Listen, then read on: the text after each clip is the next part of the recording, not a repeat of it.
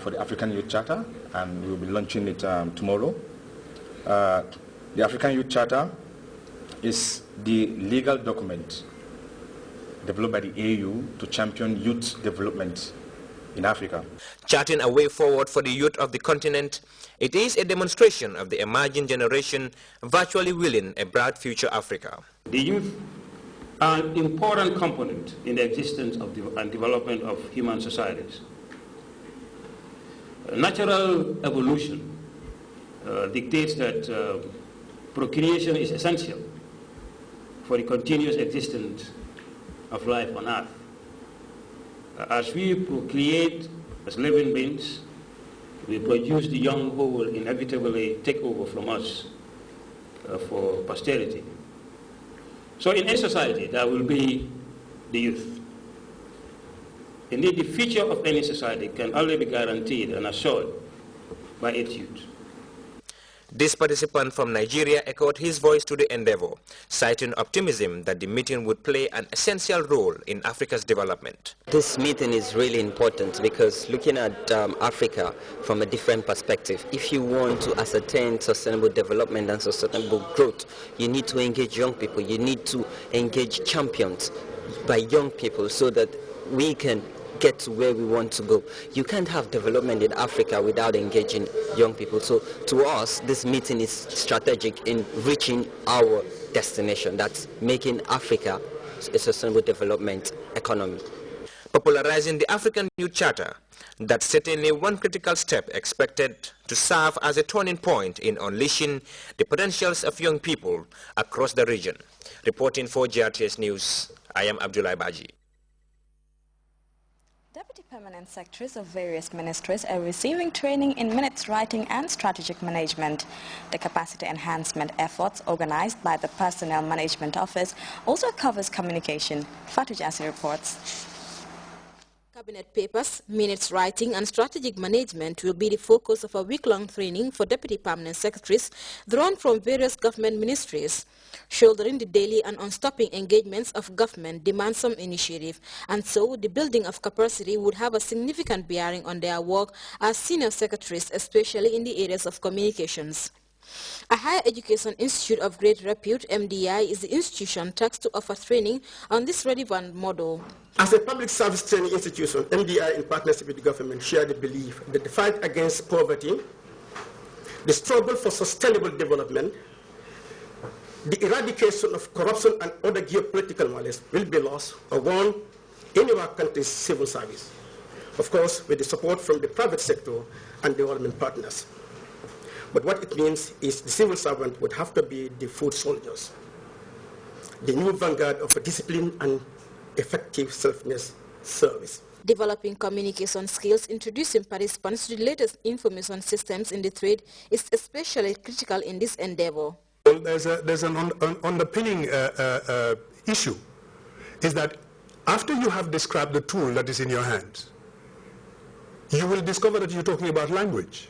And unless you are in love with the language, you cannot express it to the fullest score. So that tool you have in front of you happens to be the English language. Well, you have to examine yourself as to what your own intellectual capacity is to handle that tool, your own prowess in using that tool to achieve what you want to achieve, and to see how far the use of the tool satisfies the contract which you have signed with your employer. Secretary General, Head of the Civil Service and Minister of Presidential Affairs, Momodu Sabali, recognized with great emphasis on capacity building and effective communication in the proper formulation of national policies, noting that where communication is ineffective, the value to be derived from even when properly laid down in a particular program is lessened. The Cabinet, as the epitome of state machinery and policy formulation, counts on the critical support and input of the civil service. Therefore, the existence of capacity gaps in the critical area of communication, such as the preparation of cabinet memoranda, potentially has a huge negative impact on the delivery of quality goods and services to the public. This is unacceptable. That is why this training has been sanctioned to strengthen your capacity in this area. Honing the skills of bureaucrats to effectively shoulder official responsibilities, that's definitely critical in a development-driven administration. And so these senior secretaries will be going through an intensive program facilitated by the Institute seasoned professors. For Grts News, I am Fatou Jassi. The first Saudi-bound aircraft carrying Gambian pilgrims will leave Banjul International Airport on September 21, 2013. Viewers may recall that the price for this year's Hajj package has been cut at $169,000. GIA's Public Relations Officer, Babakar Fati, has been discussing issues revolving around this year's pilgrimage to the Kingdom of Saudi Arabia with GRTS's Famara Kanye, and here are some excerpts. I can comfortably tell you that as far as the arrangements are concerned, GIA is on course. At the home front, we track the entire country. I've just returned from the provinces with my team, sensitizing them on the package, unveiling the package of $169,000. We also informed the public of how they should go about making these payments. The payments, the public is already aware that can be made at EcoBank branches between Brikama and Banjul. And also I can comfortably tell you that people who have made their deposits early in May are rushing right now to make their complete payments, and that those who have not paid are also making their payments progressively.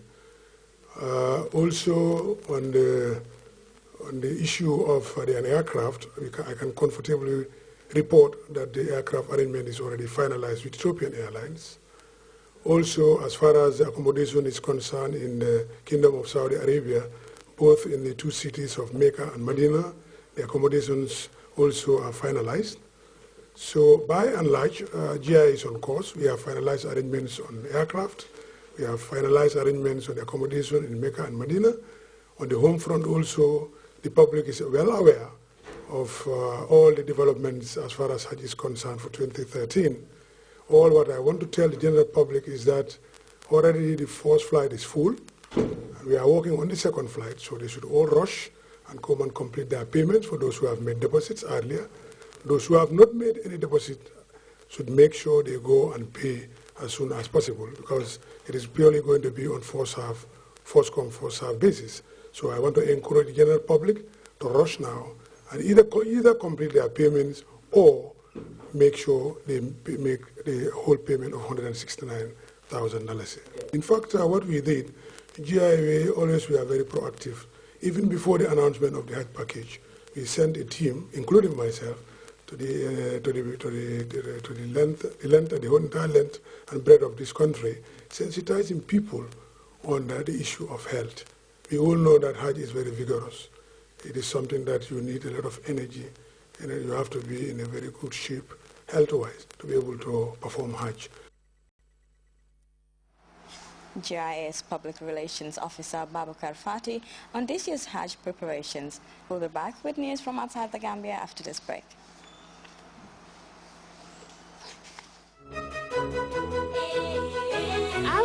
Ghana's leading ICT company, assemblers of mobile phones and computers, is now in the Gambia too. We are happy to bring our services to the people of Gambia and look forward to lasting relationship with the state and its people. Come choose from ROG's range of phones and computers and enjoy delightful after-sale service and the confidence of warranties that will keep your devices good as new. Visit ROG at 62 Caraba Avenue, Circular KSMD, opposite the Pipeline Mass, or check out roggambia.com for more information. RLG, proudly yours. Welcome back. Now a frantic week-long manhunt for a suspected kidnapper in the U.S. has come to an end. James Damasi was killed by an FBI agent in Idaho on Sunday. Hannah Anderson, the teenage girl he is accused of kidnapping, has since reunited with his father. Michael Marquez, who has been following the story, which is in relation to the manhunt, has more in this report. 19-year-old Hannah Anderson recuperating from a hellish experience. She's secluded in a government facility, her father now with her, an FBI victim specialist helping her cope with the devastating loss of her mother, Christina, her brother, Ethan, and a terrifying week on the run with her captor.